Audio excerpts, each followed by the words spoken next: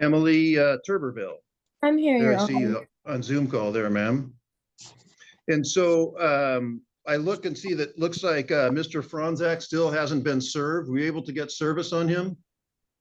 Um, uh, one of the Olympia police people, they gave me a FaceTime and was asking me if this was his like apartment building, but I never got any call back for it. Okay. So I think looks like you've been here a couple of times already. Yep. And so at least once, and then 2 weeks ago, we reissued the temporary. I still Yep. don't see any service. So pretty much all that can happen today, is if you still want to pursue this, we'll have to try this one more time. That is so outrageous because like literally I was on the phone with a cop and he was like, "Is this his apartment?" And I was like, "Yeah, that is his apartment." And he's like, "Oh, okay, I'll contact you in a week and tell you if we handed it to him or not." And I'm like, "Why can't you just hand it to him now? Because like you're at his apartment." And then they just hung up. Okay. So ma'am, I don't know what went on out there with the police officer and the person. All I know is I can't proceed without proof of service. I can't. And Okay, so then we could just, sorry for cutting you off. that's all right. Go ahead. We can just reissue it then. And then you can follow up with the what law enforcement agency is this? Is this the sheriff's office or? Yeah.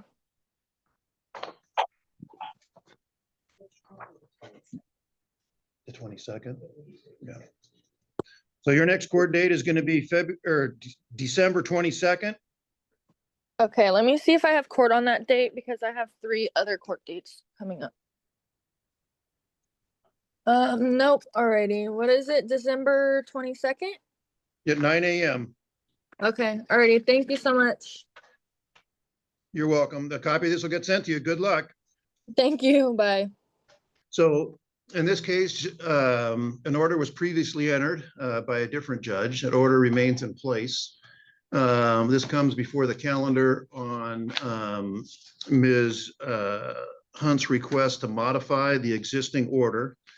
And then Mr. Stonecipher filed a declaration in response to your request. Did you see that? No, I was originally going to ask for a continuance because by my servicing company, he was never served. So I'm surprised to see him here today, but happy to take care of the hearing. So I did not know that he was served. Well, yeah, he got served. We got the packet late last week. Or no, wait a minute. Hang on just a minute. If I may, Your Honor, I was never formally served. I received Mrs. Hunt's. Hang on, we can hear Oh, from, of course. You're here with an attorney, so I'll Correct. Okay. Mr. Clark, if you want to address that, you can. Yeah, So he was not ma'am, formal.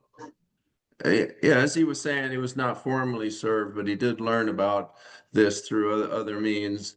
And Miss Hunt should have received the declaration. I emailed it to her and I mailed it to her with substantial time for her to receive it. Did you not receive that, ma'am? I never received those documents. So what I think it's only just a one document. It's a declaration in response. Give me just a minute. Can you print that? What we're going to do, ma'am, we're going to print off a copy of that declaration. I'm going to have you review it. Then you can go back in. You can go back into the court. You can review it. And then if everybody's agreed, we'll just go forward on this motion here today. So no one has to come back. Okay. Thank you, Your Honor. You're welcome. Bradbury, can you come back on the Zoom call, please? Yes, Your Honor. Hi there. So I've reviewed your petition. You have a number of doorbell camera videos that you've submitted, which I reviewed all those. A temporary order was entered, and then today's supposed to be the hearing to determine whether or not a full order will be entered. Given that he's not here, it's now coming up on 9/20. I'm prepared to enter a default order in your favor, but I have a couple of questions first, frankly. I mean, I thought I read somewhere that, you've moved into a different apartment while this is pending, or are you back home, or what exactly? So the complex was kind enough to move me into a new unit as this was going on, so I didn't have to be door to door with them since we're neighbors. But since this situation has happened, I am moving out, and I am moving today, actually. Okay. And so are you moving into a different establishment or? It will just be a different unit, like across the way, like farthest I can get away from him. Okay.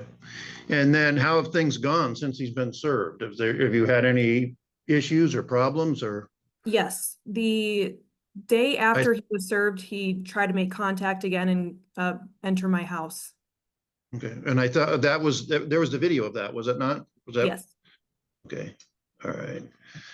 So how far is the new apartment away from him? Because here's why I'm asking these questions, because the temporary order, I noticed, we do see no contact orders or anti-harassment orders fairly, neighborhood situations. This isn't a neighborhood, you're in the same apartment complex, but we can't really put distance restrictions on them because we can't enter an order that prevents someone from getting to and from their own home.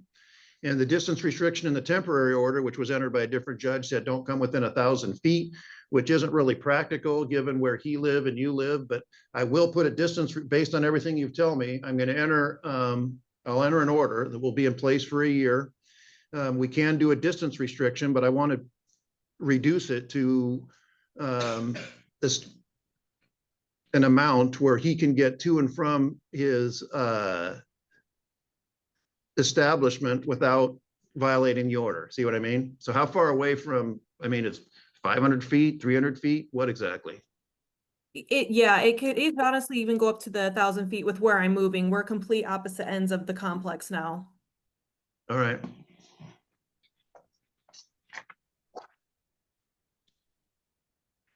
Give me just a minute there, ma'am. So then an order will be entered. It will be in place for 1 year, go through December 8, 2026. And then the parameters of the order will mirror what's in the temporary order. He's not to cause you any harm, not to contact you, don't engage in stalking behavior, don't come within 1,000 feet of you, your vehicle.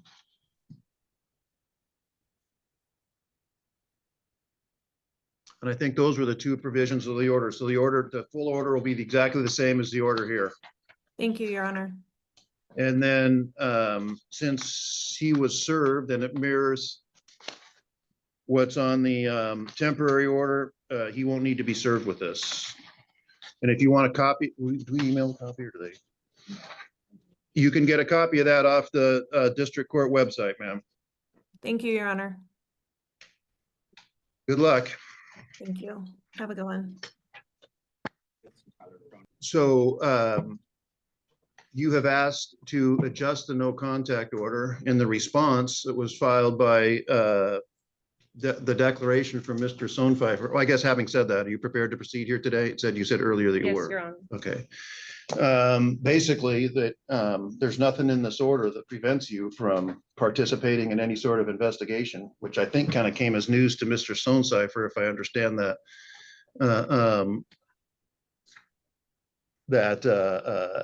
declaration correctly. But I'll hear from you briefly as to why you think the no contact order should be adjusted. Do I need to stand, Your Honor? You do not. Okay. So in seeking out legal counsel, I have been directed that I should not talk to CPS or the police or the school district about the allegations that my son has told me concerning 3 educators at the preschool that inappropriately touched him, which he is now receiving trauma therapy for. The legal counsel that I received said that that could be viewed as third-party contact and that I need to go before the court Okay. and request that it be modified. So I'm going to stop you for a second and tell you, Okay. I don't view that as third-party contact. Third-party contact is going to them and say, hey, go tell this person this or that. If Okay. you're reporting something, I don't think that there's anything in this order that prevents you from doing that. Okay. I know that, excuse me. I know that Mr. Sonepfeifer disagrees with that, but Mr. Clark, I'll come to you. What's your opinion on what I just said? No, I agree, Your Honor. Mr. Stonecipher doesn't have any intention to stand in the way between Miss Hunt and any kind of investigative organizations, CPS in particular. He would like this case, this motion decided on a very narrow basis. And that's in 7.105.500 paragraph 3, where in order to have a modification or termination of a protective order, the moving party needs to show a substantial change in circumstances such that the respondent will not resume, engage in, or attempt to engage in this case, acts of unlawful harassment. So none of the allegations presented in this motion would give any indication that Miss Hunt would not resume harassing my client. And for that reason, we just like this denied, and Miss Hunt can, pursue her son's interests in proper forum. Further, we'd like an order for attorney fees because they're allowed under the statute. And we're also interested in moving to seal the record because of these inflammatory statements that Ms. Hunt is making about Mr. Stonecipher, including asserting that she just asserted in court that he has done these things, that he and two accomplishments have indeed sexually abused her child. These are horrific and inflammatory allegations, and they should not be out there in a public record. My client is a teacher and he works with young students. He hasn't had any interaction with Miss Hunt's student since June of 2023. It's not to say that, there's any time bar to the allegations that she's bringing forward, but it's just that these just seem kind of unsupported allegations and a lot of hearsay in her submissions. Thank you. So ma'am, I'll give you the final word here. Mm-hmm. Anything? So, yes, so my son started sexually Okay, acting. so ma'am, and I don't want, the Okay. issue here Okay. is whether or not this order needs to be adjusted. And remember, he's the Okay. petitioner, you're the respondent in that order. And so with regard to, allegations that you Okay. reference in yours and was just referenced by Mr. Clark, that's going to be heard by and decided by somebody else, not me. Okay, And so the only issue here is whether or not this order needs to be changed. okay. So I've been counseled that anyone that I talk to that could then take my information and communicate it to Mr. Stonecipher, that could be considered third-party contact. Okay. And I'm trying to avoid being in violation of the protection order or prosecuted for participating in a full investigation, me and my son being able to be involved. Okay, well, I don't, as I kind of hinted earlier, I don't think there's anything in this order that prevents you from participating in any sort of investigation or anything like that. I'm not sure. Again, I'm not sure what you were told, but based on what you have said and what you have put in your paperwork that was filed, I don't see that there's any reason to adjust the no contact order at this time. It's going to Okay. remain. It's going to remain in place. Okay, With regard to, so your request to adjust the no contact order will be denied. okay, With regard to Mr. Clark's comments about sealing the record, I don't think that. I think I'm going to need a formal motion on that with briefing, because typically we don't do that. And so if you want that, you're going to have to bring a motion on that with a brief as to how we can do that, because people file, all kinds of stuff in these sorts of hearings. And, we just don't, absent compelling circumstances, we don't seal records. And so, or court files. So you're going to have to, again, if you wish to do that, Mr. Clark, on behalf of Mr. Stonecipher, you'll have to, brief that. And I'm also given, I'm gonna at this point, I'm gonna deny the request for attorney's fees. Under what basis, Your Honor? What do you mean? Did you make any findings that would support that ruling? Which ruling?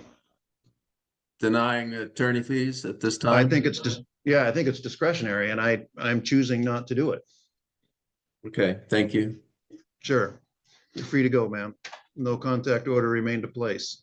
And Mr. Clark and Mr. Stonecipher, you're free to go also. Your Honor, one more question. Does he still need to be served the paperwork? My understanding is he needs served the paperwork that? No, that I we've- originally filed. We've handled it here today. So this hearing is over. The no contact order remains in place. Okay, You may go.